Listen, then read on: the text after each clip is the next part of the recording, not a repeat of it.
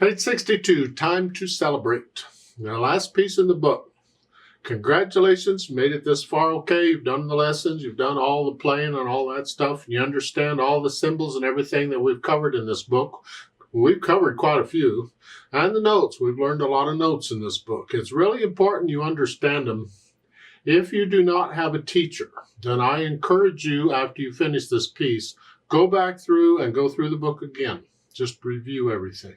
Go through the lessons again. Play through everything again. You'll find you'll be able to play things a little faster and more easily on the fast things. However, let's talk about this celebrate thing. I look it over and I see it's on pages 62 and 63. It's 3 lines long. It's actually going to be longer than that, but there's only 3 lines of music to deal with. The clef signs are treble and bass clef, and the time signatures 4/4 time. I see a bunch of quarter notes and half notes and whole notes and dotted quarter notes too. We got those too. Both hands are involved here, but it's only one hand at a time, so I'm going to take both hands together because it tends to shorten the video a little bit. The right hand starts with thumb on middle C here. And that you're not moving around, so that's the only finger number you need for the right hand. You don't need any other finger numbers. Please don't be reading finger numbers. Read the notes. Yeah. On the left hand is third finger on G here, so we're in this position. And again, you don't need any other finger numbers for the left hand. Just read the notes, not the numbers. And just make sure you got these notes. They're all the quarter notes. 2, 3, 4, 1, 2. And it's pretty straightforward until maybe you get over to measure 13. You remember the numbers at the beginning of the lines and the little boxes are measure numbers. They don't put one at the beginning because it's obvious that's the beginning. It's measure 1. You don't need a number there. But if you look at measure 13, you find measure 11 and you count over 2 measures. There's a dotted half note. Let's make sure we have the rhythm there okay. It's 1, 2, 3. 1, 1, 2, 3. Remember the dotted half note's the same as 3 quarter notes. Because the half note's like 2 quarter notes, and the dot is half of that, which is 1 quarter note. So it's 3 quarter notes altogether. It gets 3 counts. Now, once I have the notes and the rhythms okay, then I go back over it slowly and carefully and get rid of the hesitations. And I can play this without looking at the keyboard. I can remember which keys each finger is on. That's kind of important. Then I'll think about the dynamics. F at the beginning is loud, forte. You'll have to decide what loud is. It's heavy. Just relax now. Don't tense up with the wrists and all. Let the wrist collapse a little bit. Somebody sleeping nearby, loud won't be very loud at all. You know, if you're outdoors in a big area, loud will be really loud. It depends on your situation. Then when you get over to measure 9, you see a P. That's piano for soft. So this is going to be soft, light. How light? How soft? Again, it's up to you. It's soft. And then measure 13, you go up to moderately loud, MF, mezzo forte, sort of loud.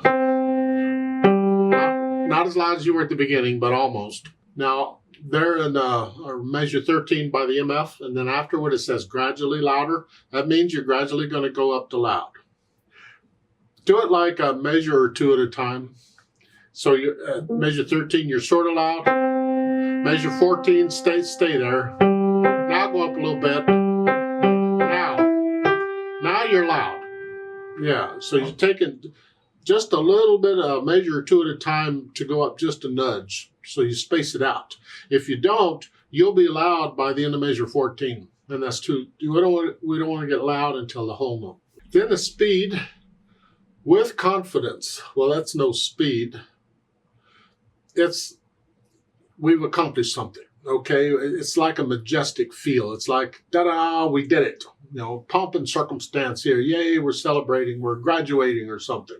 Just play it with confidence. How fast that goes? Well, it depends on how fast you want to be confident, I guess. It's just somewhere in the middle. 1, 2, 2, 1, 2, left, right. Just somewhere in the middle. Now, there's a note at the end above the staff. To end the piece, you repeat measures 1 through 8. So when you get down with the whole note at the end, the very end, go back to the beginning and then go all the way over to its measure, 9 or so. where the thin and thick bar line is, go to there. Remember, that's the symbol for the end of a piece. So you're just going to go back and play all those measures again. There are musical terms for that, but you haven't learned them yet, so they're just telling you to do it there. Yeah. And the beat is steady. So the last two measures on page 63 is 1, 2, 3, 4. 1. See, it just keeps going. You just go to the beginning and keep going. They could have printed out those measures again for you and just told you to keep going, but it saves space. Printers do this a lot. Sometimes it's kind of fun figuring out where do I go? I call it the road map.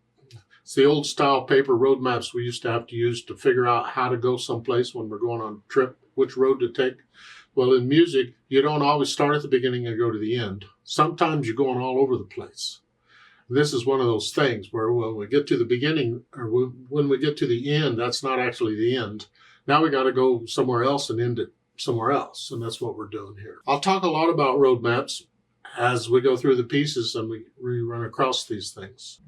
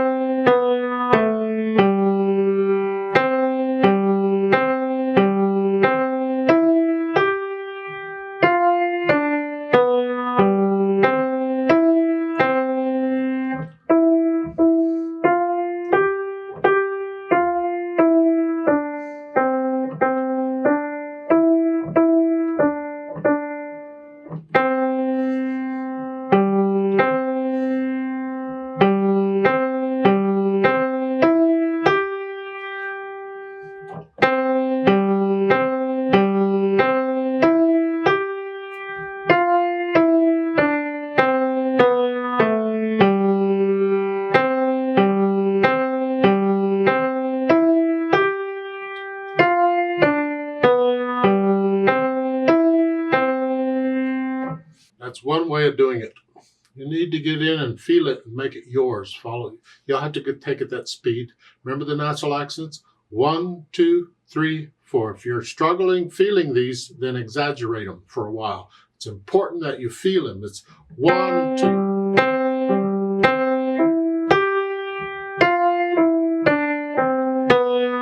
1, 2, 3, 4. All the way through. When you play a piece of music, feel the natural accents. Now let's talk about what else. Well, they got performance tips up here. Before you start the piece, you want to kind of get the piece going in your head first. You get the beat going of how it's going and what it's like and remember what it's like. And then when you're ready to start, you just join in the beat that you've got going. So you're just following the beat that you've already started.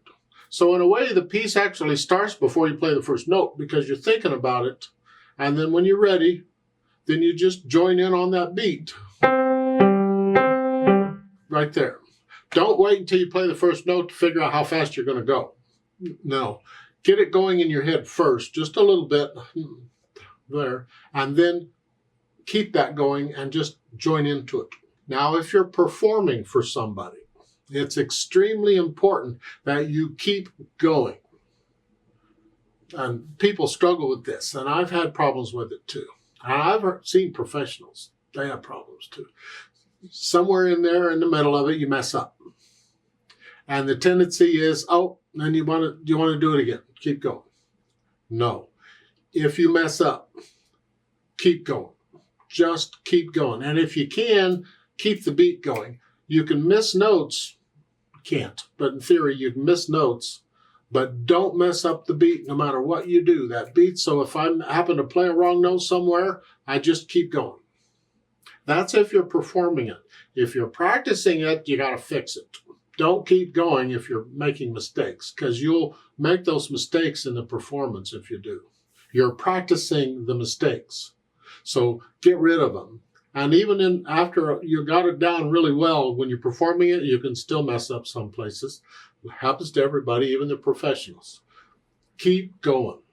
That's important in performing. Now, after you're done, I don't care what you do with your hands. Let's put them wherever that's convenient. Don't go, yay, I'm done. They'll figure out you're done, the people. And if they clap, then acknowledge you bow or something to acknowledge their clapping. Even if you think you've done a poor job and somebody says, good job, just say thank you. Don't say, not really, I messed up here and I did. No. Just say thank you. You can say, I messed up here and on that with your teacher or with your parent if you have a parent around. But with other people, you just say thank you. I'll leave it at that. Chances are many of them know you messed up and they don't care. You still did a good job. Some of them won't even know you messed up. If you keep the beat going, you can make mistakes and get away with it. They won't even realize it. They'll think, oh, that's part of the piece. Depends on the mistake. Let's play this together very slowly and check the notes and the rhythms. Now, I'm not going to do the louds and softs. I'm just playing notes and rhythms. But we will do the go back to the beginning and all that again. Yeah, so I'll give us 4 counts. 1, 2, ready, go.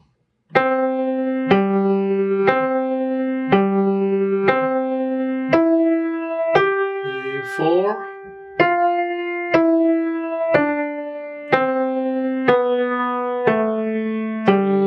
4.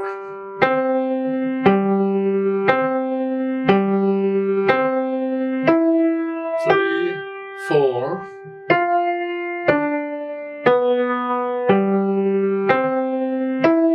3, 4.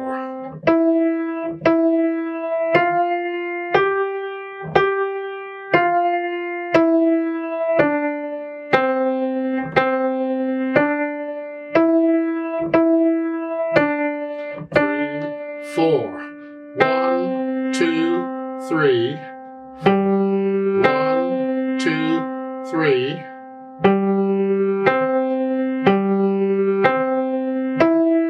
1, 2, 3. Go to the beginning.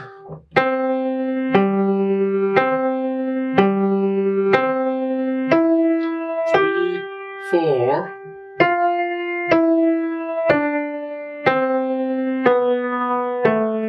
3, 4.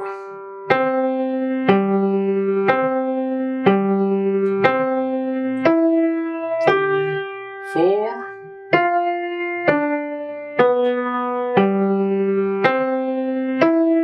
3, 4, off.